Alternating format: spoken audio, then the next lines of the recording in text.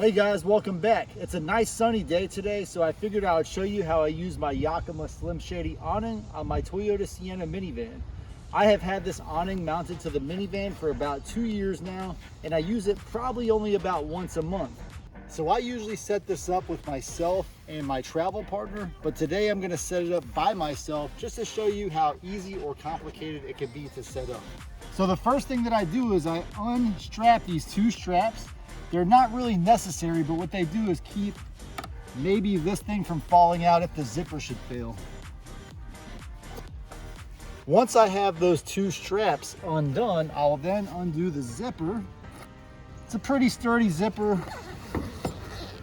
That thing right there falling out is the two pegs that came with the Yakima Slim Shady. Once I have that undone, I'll go ahead and start rolling this out. Oh, I got something else in here. Two more, so there's a lot of safety features. First I had those big straps, and now I have this hook and loop fastener. Just more reinforcement so that this thing does not rattle around, doesn't make any noises when I'm riding down the road. So there's a couple things going on here. We have our two rods in there, and then I just have this awning rolled up. It unrolls pretty easy. A trick that I have for doing this by myself is I'm gonna roll it out like this, and it's just tall enough that I can set it out like that. And all this is gonna allow me to do is pull these two legs out. Once these two legs are out, I can go ahead and extend them as long as I want. And I'll even it out later once I get it set up how I want it. So again, that's out already. Now I can pull this out like this, lean it a little bit. I'm just gonna give it a little bit of assistance. It's gonna rock and hopefully not fall right here in front of you guys. But what I need to do is get so it's hard to do solo. All right, so I got those two things out, and then once you get all of that set into place, it's pretty stable there. I can even it out, maybe raise it or lower it a little bit depending on how high I want it. I don't want it to be touching my head for sure. Go ahead and just tighten these out taut. Give it a little bit of tension. There's a lot of rocks in the soil here. Put that one in place. And this one's a little longer, it's okay. I'm just gonna pull this again, maybe give it a little bit less play. And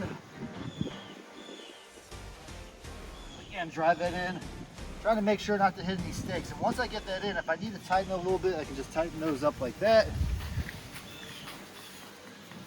Pretty stable. If it's kind of windy, I might go through and fasten all these Velcros. Double check those, make sure they're tight.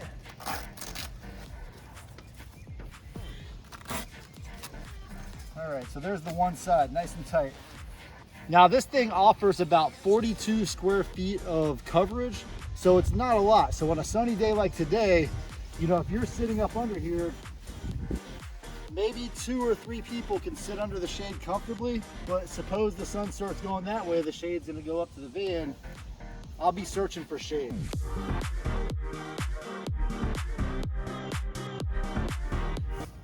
Perfectly in the middle of the shade, relaxing. Could I take a nap here?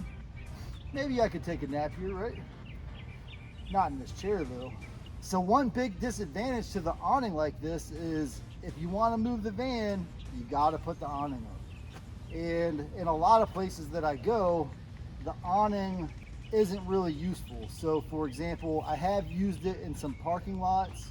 I put it down in some parking lots, and I'll put maybe a weight holding those ropes down. But if I don't have a weight, this thing is not going to stand up, as you saw as I was attempting to set it up earlier. It does offer a decent amount of shade for what it is.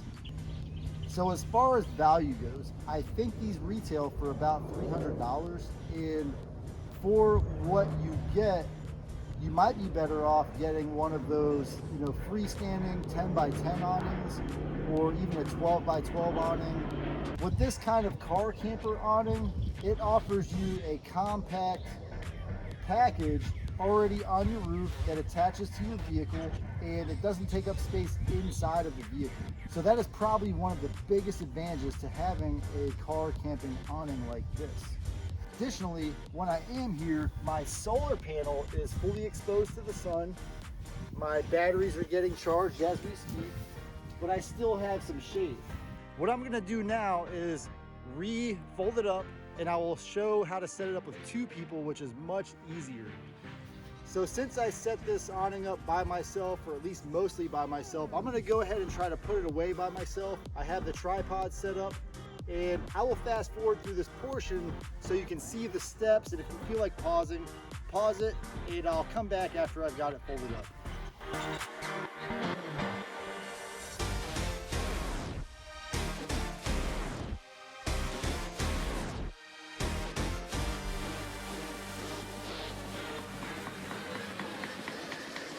Okay, so I've got it put up.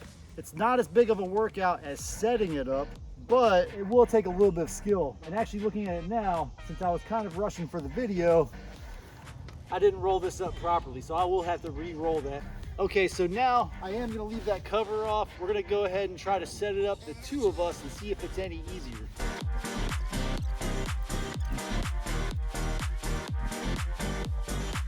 So for this demonstration, I'm not gonna peg it down again. I'm not gonna get too crazy with the Velcro fasteners. I just wanted to show you that it is a lot easier to set up with an extra set of hands than it is to set it up solo.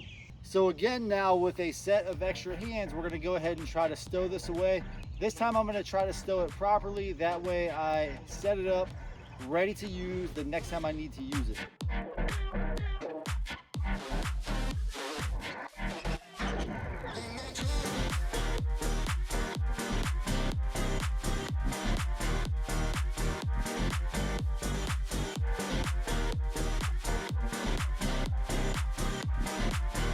All right, so I got that stowed up. I am about 5 foot 10 inches. To do this on my Sienna, I did have to step on my hippie toes a little bit.